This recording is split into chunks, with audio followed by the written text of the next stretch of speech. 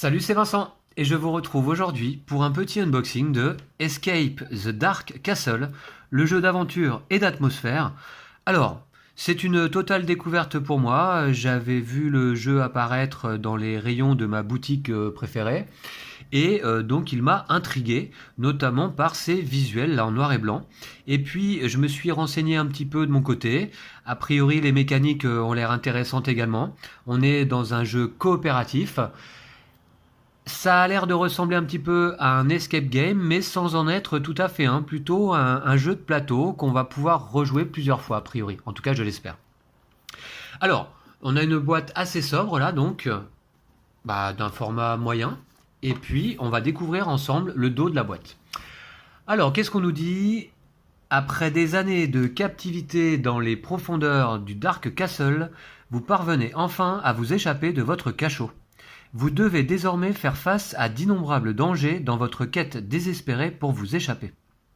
Donc effectivement, on est quand même dans un jeu dont la thématique est de s'échapper.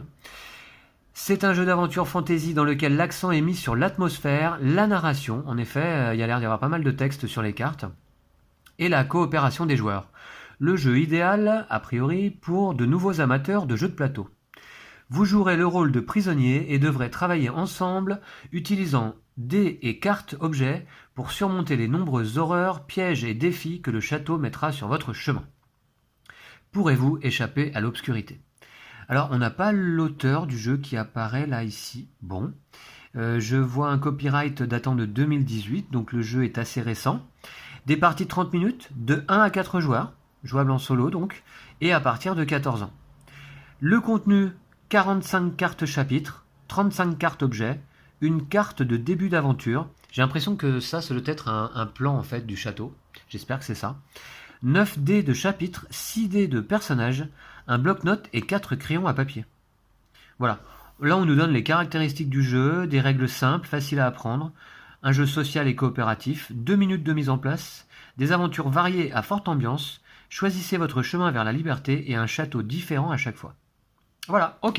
Et bien très bien, on va découvrir le contenu immédiatement. Hop, j'ai mon petit couteau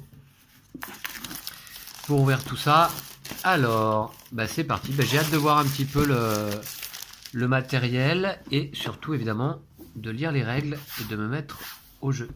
J'espère que c'est un jeu qui va plaire à Lou et on aura certainement le plaisir donc de vous proposer une partie prochainement sur la chaîne. Download the app. Ah tiens, Companion App featuring atmospheric sound and animation. Ah oui, d'accord, du son d'ambiance et des animations pour prolonger l'expérience, accompagner l'expérience du jeu de plateau. D'accord, très bien. Ok, alors, le livret de règles. On va découvrir ça. Donc ça a l'air assez court en effet. Combien de pages? 12 pages au total. Alors, je voudrais avoir l'auteur du jeu quand même, là. Je le vois pas pour l'instant. Mise en place du jeu, comment jouer, carte objet, combat, jouer en solo. D'accord. L'objectif du jeu est de vaincre, s'échapper ou compléter chacune des cartes du deck de château, tout en gardant chaque membre du groupe en vie. Ok. Donc la mise en place du jeu. Très bien. Comment jouer? Les cartes objets. D'accord. En fait, on retourne les cartes et on affronte les challenges. D'accord. C'est marrant, quand j'ai lu un petit peu la description du jeu, ça me faisait penser un petit peu à ce jeu qui était récemment sur Kickstarter d'un auteur qu'on avait soutenu un petit peu en présentant une partie de son jeu, Tales of a Dungeon. Peut-être aviez-vous vu notre vidéo du jeu. Et là, en lisant la description, ça m'y faisait penser un petit peu. C'est-à-dire qu'on retourne les cartes et on va faire des combats contre les ennemis. Et je crois qu'il y a un boss à la fin, là aussi. Voilà, donc les combats, justement. Attaquer, défendre. Très bien. Et puis jouer en solo. Il est conçu, le jeu, pour être aussi intéressant à un joueur qu'à 4. Pour jouer une partie en solo, choisissez simplement 2 personnages et commencez la partie normalement. Vous ferez toutes les décisions et jets de dés vous-même.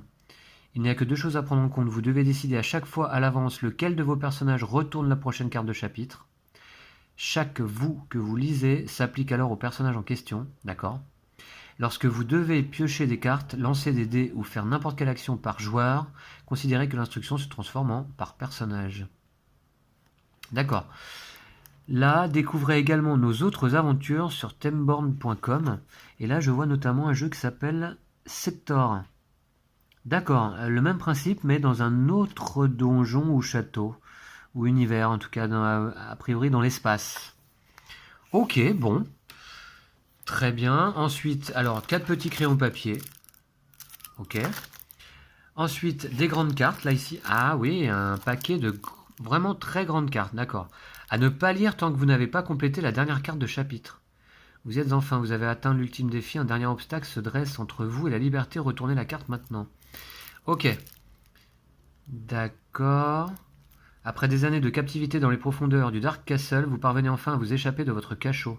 Dans une petite pièce en pierre, juste à côté des geôles, se trouve un coffre en bois. Le verrou est ouvert. Piochez immédiatement une carte objet par personnage. Vous entendez des pas approcher, il ne faut pas vous attarder ici, vous vous faufilez vers la sortie et disparaissez dans les ténèbres. Retournez maintenant la première carte de chapitre. Alors les cartes de chapitre, et ça certainement donc les cartes objets.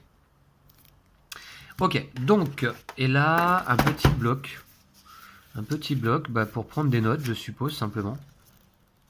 D'accord, très bien. Pourquoi pas.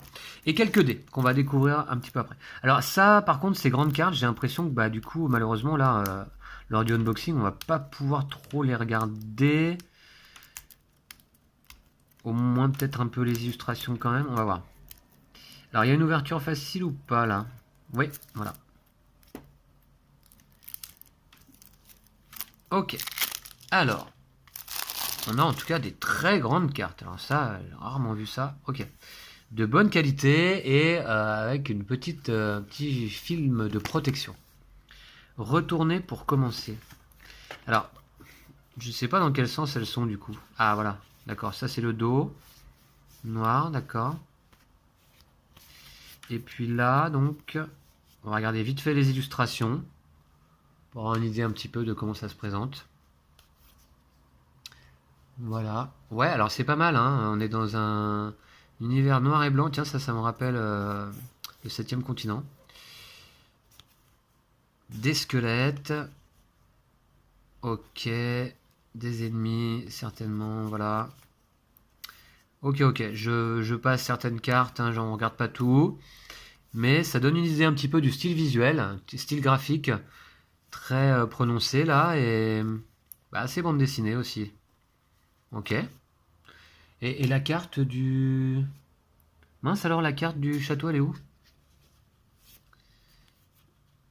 J'avais vu ça sur les photos sur BGG, mais là je vois pas de carte de château. On va voir. Alors.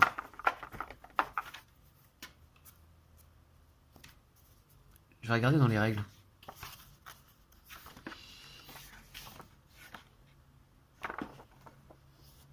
Mélanger les cartes de chapitre et constituer une pioche de 15 cartes aléatoires face cachée, elle forme le deck château. Mélanger les cartes boss. Une carte de départ. Ah mince, alors je pensais qu'il y avait un plan en fait du château. J'avais vu ça sur BGG, mais là je le vois pas. Dommage.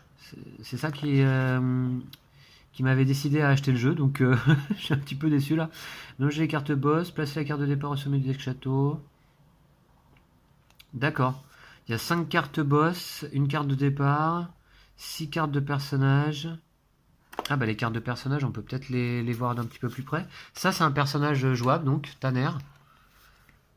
Ok, elles sont là, donc. Taylor. Avec leurs caractéristiques, là, j'ai l'impression, non? Ah non, c'est les mêmes. Smith. Miller. Cook. Abbott. Voilà.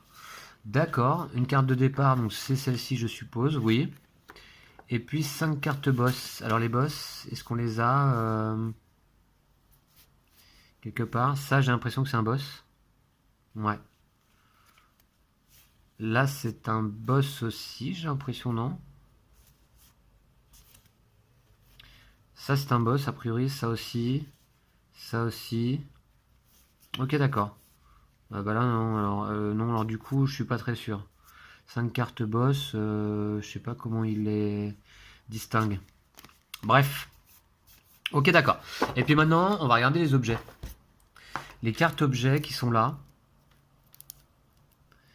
Sachant que mon magasin préféré, Play-in, m'a remis très gentiment un petit goodies là, qui est la hache en or. Donc j'ai un objet supplémentaire, avec un dé supplémentaire d'ailleurs. Donc j'étais assez content. Voilà, je vous montre le dé, il est assez joli d'ailleurs. Voilà, il est assez classe. Ouais, et c'est la hache en or. Ouh, la carte est vraiment épaisse, de bonne qualité. D'accord. Hache en or, relique, une arme à deux mains. En combat, lancez le dé de la hache en or en même temps que votre dé de personnage. Retirez n'importe quel dé de chapitre de l'ennemi, perdez un point de vie et défaussez la hache en or. D'accord, si j'obtiens la face comme ça. D'accord. Très bien, bah, je vais le mettre dessus. Alors, donc la hache en or, on a vu. Ensuite, on a le gourdin grossier. Une arme à une main. Une fois par tour de combat, lorsque vous obtenez un résultat force, vous pouvez relancer et choisir quel résultat vous appliquez. Ok, on va regarder le dos des cartes. Ok. Elles sont d'extrêmement bonne qualité, très épaisses. Ensuite, le fléau rouillé. La lame décadente, la hache ébréchée. Les pierres de duplication. Les versets curatifs. Éclat de fureur. Rune de Rengorn. Chance liquide. Ah, ça, il y en a plusieurs, c'est une potion. Ah oui, il y en a même pas mal. Élixir de vision, une potion également, il y en a plusieurs. Évasion effervescente, une potion. Ensuite, sagesse distillée, une potion également. Concoction de perfidie, alors beaucoup de potions. Breuvage de puissance, encore une. Ensuite, bouclier pourri. D'accord. Roue de fromage infesté. D'accord. Miche de pain rassis, alors un peu de nourriture là. Pomme en décomposition. Et bah très bien. Alors il n'y a pas 36 000 objets finalement, il n'y a pas beaucoup d'armes notamment. Et donc bah à voir un petit peu ce qu'on va pouvoir faire avec ça. Ok, donc je vais mettre les cartes objets ici. Les grandes cartes là qui sont vraiment immenses. Hein. Je vais les remettre de côté là. Et désormais on a... Ah mais il y a pas... Ok, il y a plus de dés que je pensais en fait. Et je vais regarder au fond de la boîte. On n'a pas une carte là du château? Ah non, je suis déçu. Hein. Je suis déçu de ne pas avoir une grande carte. Et alors les dés, bah, ce sont les dés spéciaux donc. De très bonne qualité a priori là. Ok. Alors ceux-là ont tous l'air identiques, les noirs. Ok, ça c'est quoi comme dés? C'est des dés de chapitre ça. Ça c'est des dés de chapitre. Ils ont l'air... ouais. C'est tous les mêmes. Avec différents symboles. On découvrira ça en partie. Et puis là, on a en blanc les dés de personnages. Ah oui, d'accord. Chaque personnage a son dé. Regardez. C'est marqué, on a le nom dessus. Miller a son dé. D'accord. Et Cook, par exemple, a son dé. Et alors, donc, ça ne doit pas être les mêmes. Ah, c'est voilà qui est intéressant là. Chaque personnage a son propre dé. Ça, c'est intéressant. Tanner, Smith. On les a vus tout à l'heure, les persos. Hein. Abbott. Et puis là, Taylor. Ok. Pas mal, pas mal. Et donc 9 dés. Donc je peux vous le dire, hein, là évidemment en vidéo vous pouvez pas vous en apercevoir, mais les dés sont assez lourds et de très bonne qualité. Hein. Voilà.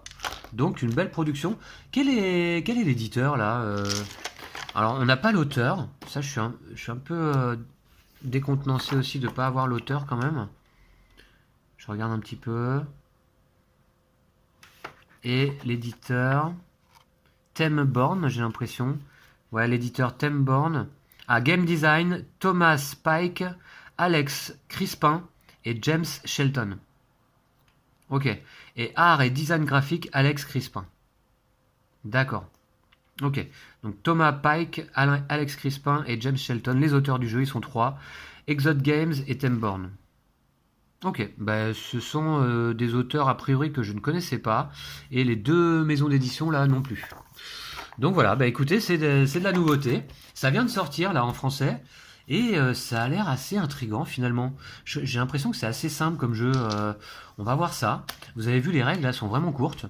Donc bah j'ai hâte d'essayer là. Peut-être à la suite de ce unboxing, on va peut-être tout de suite s'y mettre là avec Lou.